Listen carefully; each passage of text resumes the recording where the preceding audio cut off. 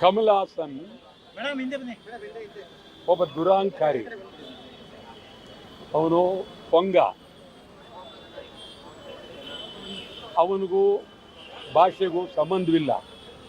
ಅದರಲ್ಲೂ ಕನ್ನಡ ಭಾಷೆಯ ಬಗ್ಗೆ ಮಾತನಾಡೋದಕ್ಕೆ ಅವನಿಗೆ ಯಾವ ಅಧಿಕಾರವೂ ಇಲ್ಲ.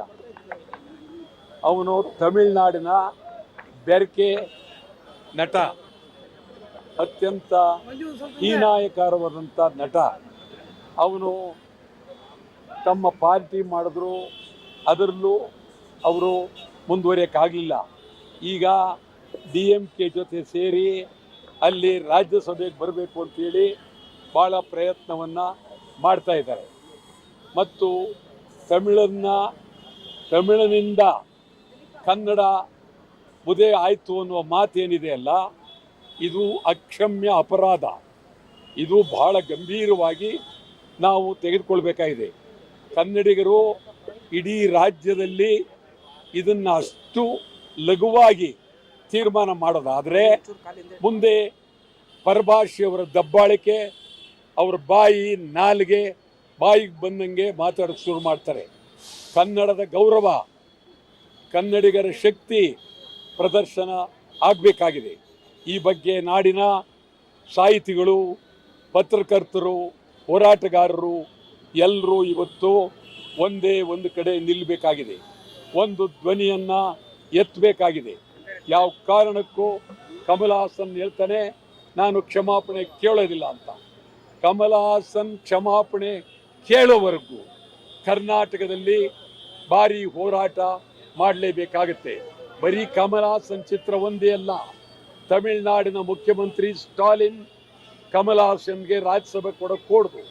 ಕಮಲ್ ಹಾಸನ್ಗೆ ಹೇಳಬೇಕು, ಮೊದಲು ನೀವು ಹೇಳಿರ್ತಕ್ಕಂಥ ಕನ್ನಡದ ಬಗ್ಗೆ ನೀವು ಮಾತಾಡಿರ್ತಕ್ಕಂಥ ಅತ್ಯಂತ ಕೀಳು ಮಟ್ಟದ ಭಾಷೆಯನ್ನು ಹಿಂದಕ್ಕೆ ಪಡಿಬೇಕು, ಕ್ಷಮಾಪಣೆ ಕೇಳಬೇಕು. ಇದಾದರೆ ನಾವು ರಾಜ್ಯಸಭೆಗೆ ಕರೆಸ್ತೀವಿ ಅಂತ ಹೇಳಬೇಕು.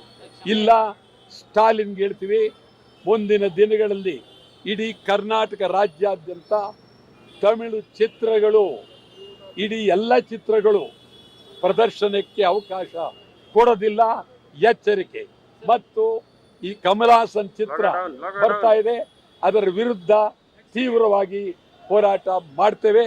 ಇಡೀ ರಾಜ್ಯದ ಎಲ್ಲ ಕನ್ನಡ ಪರ ಸಂಘಟನೆಗಳು ಇದು ಕನ್ನಡಿಗರಿಗಾಗಿರ್ತಕ್ಕಂಥ ಅಪಮಾನ, ಅಗೌರವ, ಇದು ಕನ್ನಡಿಗರ ಮೇಲೆ ದಾಳಿ, ದಬ್ಬಾಳಿಕೆ, ಇದು ನಿಜಕ್ಕೂ ಬಹಳ ಅತ್ಯಂತ ಅಗೌರವ. ಒಂದು ಕಡೆ ಹಿಂದಿಯವರದು, ಒಂದು ಕಡೆ ತಮಿಳರದು, ಮತ್ತೊಂದು ಕಡೆ ಮಲಯಾಳಿಗಳದು.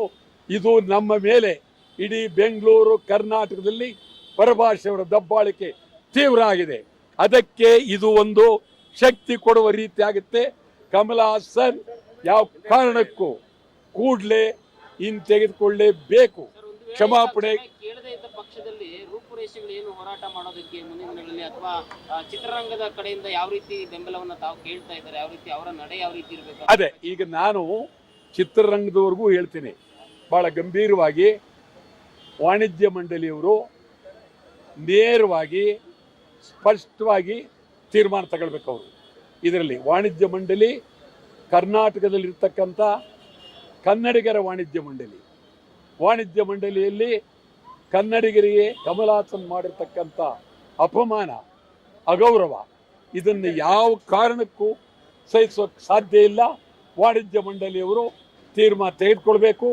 ಅವರು ಸಂಪೂರ್ಣ ಬೀದಿಗೆ ಇಳಿಬೇಕಾಗುತ್ತೆ. ಇದು ಸರ್ಕಾರವನ್ನು ಹೇಳ್ತೀನಿ, ನೀವೇ ಸರ್ಕಾರವೇ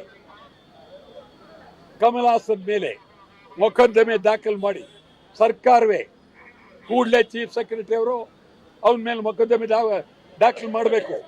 ಕೂಡಲೇ ಕ್ಷಮಾಪಣೆ ಕೇಳಬೇಕು.